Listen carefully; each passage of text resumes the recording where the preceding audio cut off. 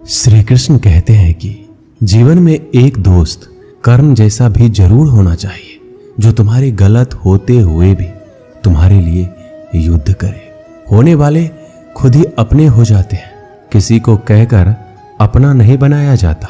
रिश्ते हमेशा एक दूसरे का ख्याल रखने के लिए बनाए जाते हैं, एक दूसरे का इस्तेमाल करने के लिए नहीं। चूम लेता हूं हर मुश्किलों को मैं अपना मानकर, जिंदगी कैसी भी आखिर है तो मेरी।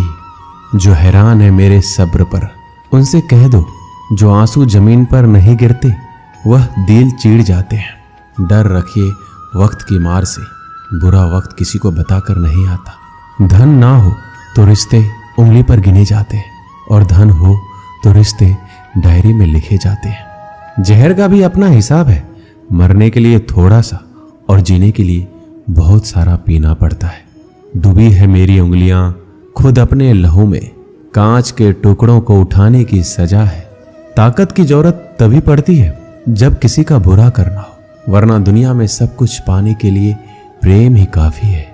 श्री कृष्ण कहते हैं ओस की बूंद यदि केले के पत्ते पर गिरे तो वो कपूर बन जाती है, सीत में गिरे तो मोती, यदि विषधर के मुख में गिरे तो विष। बूंद एक है परंतु उसके प्रारब्ध भिन्न है, क्योंकि उसे आकर्षित करने वालों का व्यवहार भिन्न है। इसलिए यह आप पर निर्भर करता है, आपके भविष्य में विष चाहिए या अमृत। स्मरण रखें, हम वही बन जाते हैं जैसा हम सोचते हैं, जैसा विश्वास रखते हैं। यह आपका विश्वास ही है जो ये निर्धारित करेगा कि आपको विष मिलेगा या अमृत। इसलिए अपनी सोच को सुदृढ़ रखिए, सकारात्मक रखिए, और फल भी सकारात्मक ही आएगा। श्री कृष्ण कहते हैं अनुभव की भट्टी में जो तपते हैं वह दुनिया के बाजार में वही सिक्के चलते हैं। लोगों की निंदा किए बिना दुष्ट व्यक्ति को आनंद नहीं आता। जैसे कौवा सभी रसों का भोग करता है, परंतु गंदगी के बिना उसकी तृप्ति नहीं होती। जिंदगी एक बार मिलती है, यह बिल्कुल गलत है। सिर्फ मौत एक बार मिलती है, जिंदगी तो हर रोज मिलती है। जब सोच में मोच आती है तब हर रिश्ते में खरोच आ जाती है। समय एक ऐसी गाड़ी है जिसमें ब्रेक भी नहीं और रिवर्स गियर भी नहीं है। जिम्मेदारियों की एक खूबी होती है, यह आपको कभी बिगड़ने नहीं देती। कानून की जरूरत बुरे लोगों के लिए है, क्योंकि सभ्य लोग तो शर्म से ही मर जाते हैं। किसी की तारीफ करने के लिए जिगर चाहिए। बुराई तो बिना हुनर के भी किसी की जा सकती है। मेरी खामोशी से किसी को कोई फर्क नहीं पड़ता, और शिकायत में दो शब्द कह दूं तो वह चुप जाते हैं। श्री कृष्ण कहते हैं जब से यह सृष्टि बनी है, नदी की धारा और चट्टान के मध्य सदा संघर्ष रहा है, परंतु हर बार चट्टान की कठोरता को हारना पड़ता है, और नदी की धारा कोमल होते हुए भी कठोर चट्टान को काट देती है। कभी सोचा है ऐसा क्यों होता है? चट्टान इतनी कठोर और जल इतना कोमल, चट्टान इतना दृढ़ लेकिन जल इतना लचीला होने पर भी सदा जल कठोर चट्टानों के माध्यम से अपना मार्ग बना ही लेती है। कारण केवल एक ही है, और वो है लगातार चलने की क्षमता। जल बढ़ता रहता है, चट्टान अडिग रहती है। इसी कारण जल चट्टान को काट कर मार्ग बना लेता है। इसीलिए लगातार चलते रहें, रुकिए मत, क्योंकि चट्टान जैसी हर समस्या को आप भी जल की तरह काट सकते हैं। श्री कृष्ण कहते हैं हम क्या करते हैं इसका महत्व कम है, किंतु हम उसे किस भाव से करते हैं इसका बहुत महत्व है। फल कुचलने का हुनर भी सीखिए। सांपों के खौफ से जंगल नहीं छोड़ा करते। उदास तो बहुत रहे मगर कभी जाहिर ना किया सब ठीक है, बस इसी शब्द ने सब संभाल लिया। अनुमान गलत हो सकता है, पर अनुभव कभी गलत नहीं होता, क्योंकि अनुमान हमारे मन की कल्पना है और अनुभव हमारे जीवन की सीख। अगर लड़ना ही है तो अपने कड़वे स्वभाव से लड़ो, जो किसी को अपना नहीं होने देता। गुस्सा बहुत चतुर होता है, अक्सर कमजोर पर ही निकलता है। धूप बहुत कड़ी है, बदन जल रहा है, कुछ तकलीफ जरूर है, पर घर चल रहा है। वक्त वो तराजू है जो बुरे वक्त में अपनों का वजन बता देता है। जिसमें नुकसान सहने की ताकत हो वही मुनाफा कमा सकता है, फिर चाहे वह कारोबार हो या रिश्ते।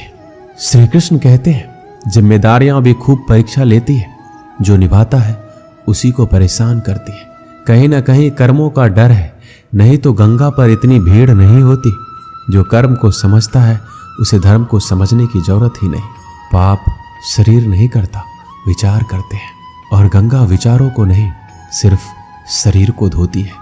शब्द का महत्व तो बोलने के भाव से पता चल जाता है, वरना वेलकम तो दरवाजे के गेट पर भी लिखा होता है। मन की लिखूं तो शब्द रूठ जाते हैं, और सच लिखूं तो अपने रूठ जाते हैं। जिन पैसों में अपनी मेहनत की महक ना हो, वह पैसा सुख के साधन तो दे सकता है, लेकिन मन को शांति नहीं। बचपन कितना खूबसूरत था, तब खिलौने जिंदगी में थे, और आज जिंदगी खिलौना है। श्री कृष्ण कहते हैं, आपने किसी फल को पेड़ से अलग होते हुए देखा है? बड़ा दुख होता है जब आप अपने उद्यम से अलग होते हैं, परंतु ये दूरी भी आवश्यक है। आप फल को ही ले लीजिए। अपने जीवनदाता वृक्ष से अलग होकर ये न केवल किसी की भूख शांत करेगा, अपितु इसके भीतर के बीज से एक नए वृक्ष का सृजन भी होगा और कई फल उगेंगे। सृजन की प्रतिक्रिया में पीड़ा आवश्यक है। यदि पीड़ा नहीं होगी तो सृजन नहीं होगा। पीड़ा अपने उद्यम से दूर होने में, इस फल की भांति हम मनुष्य को भी अपने उद्यम से, अपने सगे संबंधियों से अलग होना पड़ता है। और यही अलगाव एक नए सृजन को, एक नई सृष्टि को, एक नए विकास को जन्म देता है। इसलिए ऐसे अलगाव से दुखी मत होइए, उसका स्वागत कीजिए, क्योंकि ये विकास की नींव है। श्री कृष्ण कहते हैं, गलत फहमी में जीने का मजा ही कुछ और है, वरना हकीकतें अक्सर रुला देती है। जब तक रास्ते समझ में आते हैं, तब तक लौटने का वक्त हो जाता है। यही जिंदगी है। प्यार नहीं बिकता किसी के लिए, मगर इंसान बिक जाता है अपने मतलब के लिए। जब तक किसी अपने से धोखा ना मिले, तब तक समझ नहीं आता कि जिंदगी क्या है। काश उस जाते हुए वक्त को रोक सकते, आपके साथ गुजरा हुआ हर समय जोड़ सकते। मुझे नफरत पसंद है, लेकिन दिखावे का अपनापन नहीं। शीशा कमजोर बहुत होता है, मगर सच दिखाने से घबराता नहीं है। श्री कृष्ण कहते हैं, अपराध वो भावना है जिसके कारण संसार में सदा दुख ही व्याप्त रहता है। हम सब अपराधियों से घृणा करते हैं, उन्हें कोसते हैं, परंतु क्या कभी विचार आया है कि कोई भी जन्म से अपराधी नहीं होता?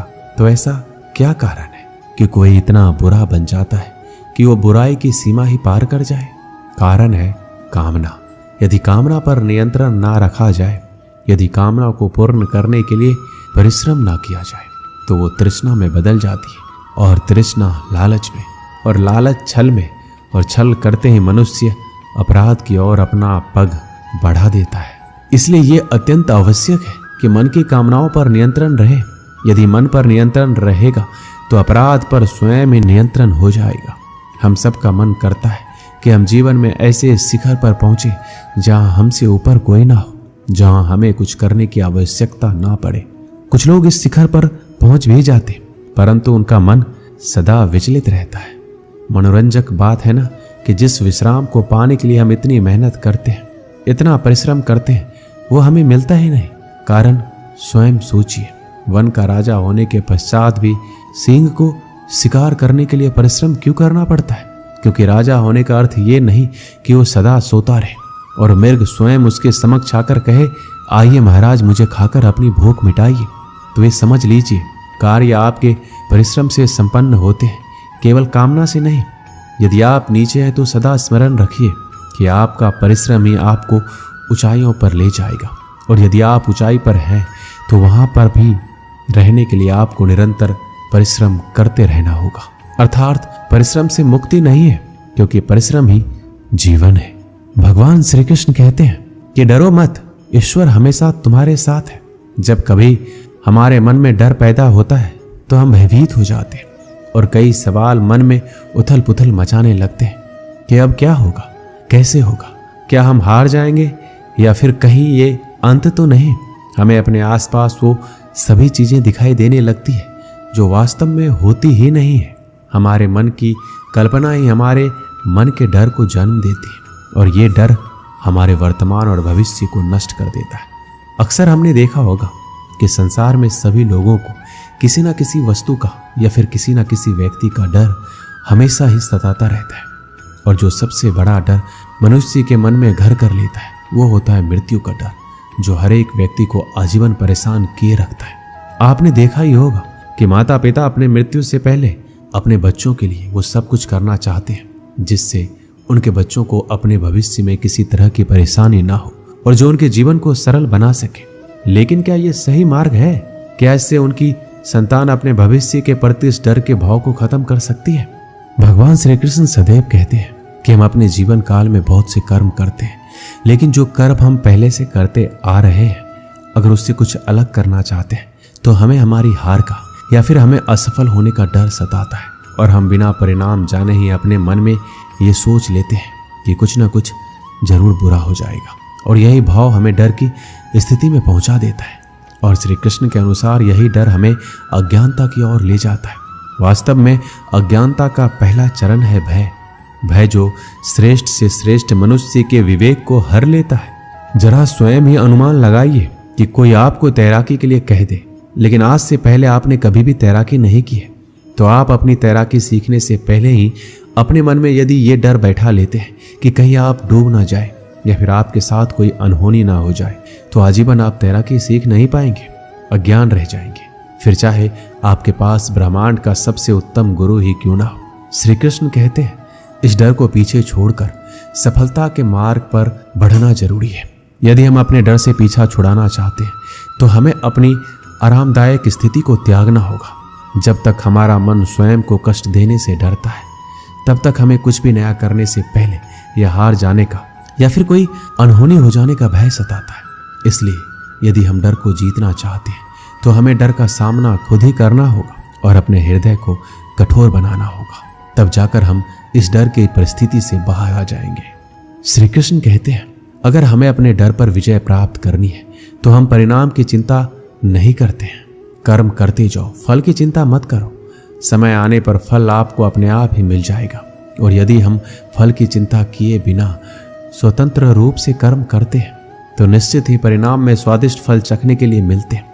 इसी स्थिति को यदि आप कलयुग के अनुसार देखेंगे तो श्री कृष्ण स्वयं कहते हैं कि कोई भी परिस्थिति हो, कैसी भी हालात हो, वो सदैव जीव आत्मा के साथ रहते हैं और अपना कर्म करते जाओ और भयभीत होने की कोई भी आशंका मत छोड़ो, क्योंकि वो सदैव अपनी संतान के साथ में है। फिर आप कैसी भी मुश्किल परिस्थिति में हैं, चाहे कितनी भी दुर्गम हालात हो, चाहे ब्रह्मांड में हो, दुनिया में हो, कोई आपका साथ दे या ना दे, लेकिन ईश्वर सदैव आपके साथ रहेगा। एक गांव में एक किसान रहता था। उस गांव के बाहर एक छोटा सा खेत था। एक बार फसल बोने के कुछ दिनों बाद उसके खेत में चिड़िया ने घोंसला बना लिया। कुछ समय बीता तो चिड़िया ने वहां 2 अंडे भी दिए। उन 2 अंडों में से 2 छोटे छोटे बच्चे निकल आए। वो बड़े मजे से उस खेत में अपना जीवन गुजारने लगे। कुछ महीनों के बाद फसल कटाई का समय आ गया। गांव के सभी किसान अपने खेतों की फसल की कटाई में लग गए। अब चिड़िया और उसके बच्चों को वह खेत छोड़कर नए स्थान पर जाने का समय आ गया था। एक दिन खेत में चिड़िया के बच्चों ने किसान को ये कहते सुना कि कल मैं फसल कटाई के लिए अपने पड़ोसी से पूछूंगा और उसे खेत में भेजूंगा। यह सुनकर चिड़िया के बच्चे परेशान हो गए। उस समय चिड़िया कहीं गई हुई थी। जब वो वापस लौटी तो बच्चों ने उसे किसान की बात बताई कि माँ, आज हमारा यहाँ अंतिम दिन है, रात में हमें दूसरे स्थान के लिए यहाँ से निकलना होगा। चिड़िया ने उत्तर दिया, इतनी जल्दी नहीं बच्चों, मुझे नहीं लगता कि कल खेत में फसल की कटाई होगी। चिड़िया की कही बात सही साबित हुई। दूसरे दिन किसान का पड़ोसी खेत में नहीं आया और फसल की कटाई नहीं हो सकी। शाम को किसान खेत में आया और खेत को जैसे का तैसा देख बुदबुदाने लगा कि ये पड़ोसी तो नहीं आया। ऐसा करता हूँ कल अपने किसी रिश्तेदार को भेज देता हूँ। चिड़िया के बच्चों ने फिर किसान की बात सुनी और परेशान हो गए। जब चिड़िया को उन्होंने ये बात बताई तो वह बोली, तुम लोग चिंता मत करो, आज रात हमें जाने की जरूरत नहीं है। मुझे नहीं लगता कि किसान का रिश्तेदार आएगा। ठीक ऐसा ही हुआ और किसान का रिश्तेदार अगले दिन खेत नहीं पहुंचा। चिड़िया के बच्चे हैरान थे कि उनकी माँ की हर बात सही हो रही है। अगली शाम किसान जब खेत आया तो खेत की वही स्थिति देखकर बुदबुदाने लगा कि ये लोग तो कहने के बाद भी कटाई के लिए आते नहीं। कल मैं खुद आकर फसल की कटाई शुरू करूंगा। चिड़िया के बच्चों ने किसान की बात सुनी, फिर अपनी माँ को ये बात बताई। तब चिड़िया बोली कि बच्चों, अब समय आ गया है ये खेत छोड़ने का। हम आज रात ही ये खेत छोड़कर दूसरी जगह चले जाएंगे। दोनों बच्चे हैरान थे कि इस बार ऐसा क्या है जो माँ खेत छोड़ने को तैयार है। उन्होंने पूछा तो चिड़िया बोली, बच्चों, पिछली 2 बार किसान कटाई के लिए दूसरों पर निर्भर था, दूसरों को कहकर अपने काम से पल्ला झाड़ लिया था, लेकिन इस बार ऐसा नहीं है। इस बार उसने ये जिम्मेदारी अपने कंधों पर ली है, इसलिए वह अवश्य आएगा। उसी रात चिड़िया और उसके बच्चे उस खेत से उड़ गए और कहीं और चले गए। इस कहानी से हमें यही सीख मिलती है कि दूसरों की सहायता लेने में कोई बुराई नहीं है, किंतु यदि आप समय पर काम शुरू करना चाहते हैं और चाहते हैं कि वह समय पर पूरा हो जाए, तो उस काम की जिम्मेदारी स्वयं लेनी होगी। दूसरे भी मदद उसी की करते हैं जो अपनी मदद खुद करता हो। दोस्तों, इस वीडियो में बस इतना ही। मिलते हैं अगली वीडियो में। अपना ख्याल रखिएगा। जय श्री कृष्ण।